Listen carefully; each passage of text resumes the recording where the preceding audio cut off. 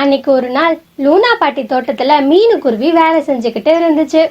இந்த காட்டுல இருக்க பறவைங்கெல்லாம் தோட்டத்துக்கு வேலைக்கு வரவே மாட்டேங்கிறாங்க மீனும். லூனா பாட்டி, நீங்க கவலைப்படாதீங்க.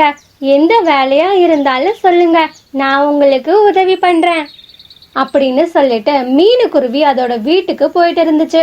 அப்ப அங்க ஒரு இடத்துல ஒரு தர்பூசணி பழம் இருந்துச்சு. அந்த தர்பூசணி பழத்தை எடுத்துக்கிட்டு அதோட வீட்டுக்கு போயிட்டு இருந்துச்சு. மீனுக்குருவி தர்பூசணி பழம் எடுத்துட்டு போறத சோனா காக்காவும் பார்த்துட்டு இருந்துச்சு. அட, இப்ப நான் தான் அந்த பக்கம் போலான்னு இருந்தேன். ஆனா அவ்வளோ பெரிய தர்பூசணி அந்த மீனுக்குருவிக்கு கிடைச்சிடுச்சு. ச்சே, இந்த மீனுக்குருவிக்கு கொஞ்சம் கூட அறிவே இல்லை அப்படின்னு சோனா காக்கா சொல்லிக்கிட்டு இருந்துச்சு. சோனா காக்கா எப்பவுமே அடுத்த பறவைங்களை பார்த்து பொறாமப்பட்டுக்கிட்டே இருக்கும்.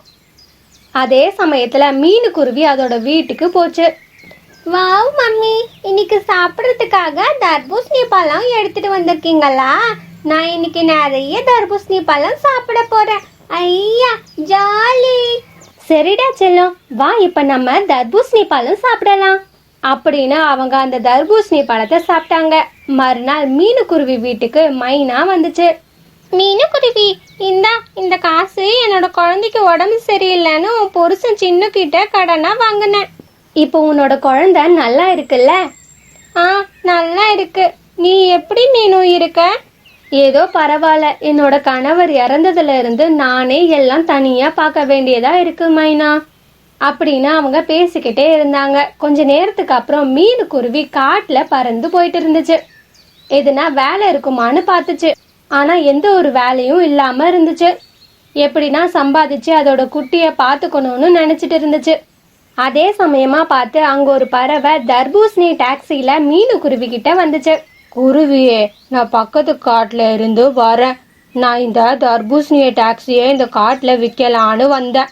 என்னோட தர்பூசணி டாக்ஸி 100 ரூபாய்க்கு விற்க போறேன்.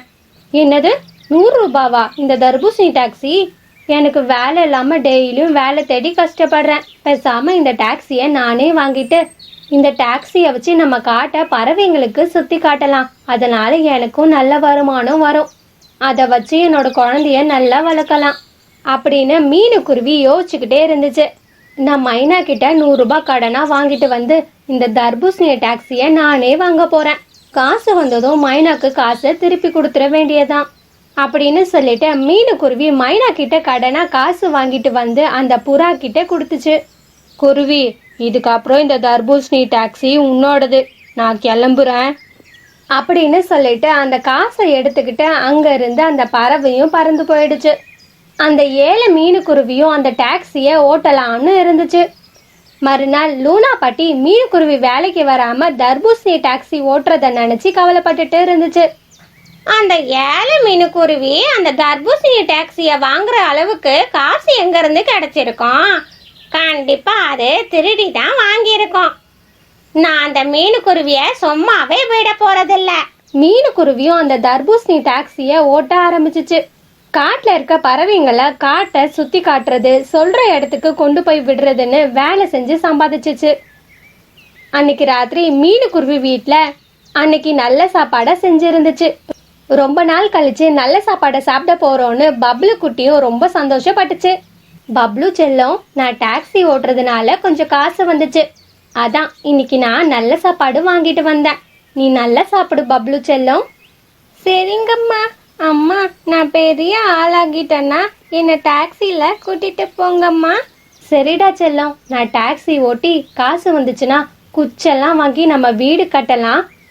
காட்டுல மழை பெஞ்சாலும் நம்ம மழையில நனையாம பாதுகாப்பா இருக்கலாம். மீனுக்குருவியும் டெய்லி டாக்ஸி ஓட்டி காசு சம்பாதிச்சிச்சு. அட வாவ், மீனுக்குருவி, உன்னோட தர்பூசணி டாக்ஸியே பார்க்க ரொம்ப அழகா இருக்கு. இதுல காடை சுத்தி பார்த்தா ஜாலியா இருக்கும்ல? ஆமா சோனா, நான் இந்த டாக்ஸி ஓட்ட ஆரம்பிச்சதுல இருந்து தான் என்னோட நிலைமையே நல்லா மாறுச்சு. விவசாயம் செய்யறத விட இதுல எனக்கு காசு நல்லா வருது. அதுக்கப்புறம் சோனா காக்காவும் அதோட வீட்டுக்கு போச்சு. நம்ம எவ்வளோதான் கஷ்டப்பட்டு வேலை செஞ்சாலும் நமக்கு அந்த மீனுக்குருவி செய்யற வேலை மாதிரி காசெல்லாம் வராது. அப்படி மீனுக்குருவி என்ன வேலை செஞ்சிருச்சு? அதுவும் விவசாய வேலை தானே செய்யுது. அது இப்ப மீனுக்குருவி ஒரு தர்பூசணி டாக்ஸி ஓட்டுது. அதனால அதுக்கு நிறைய காசு வருதுன்னு என்கிட்டயே சொல்லுச்சு. நீங்களும் அந்த மாதிரி எதனா டாக்ஸி செஞ்சு ஓட்டலாம்ல. ஏன் செய்யணும்? அதான் மீனுக்குருவி டாக்ஸி இருக்குல்ல, அதை திருடிட்டா போச்சு.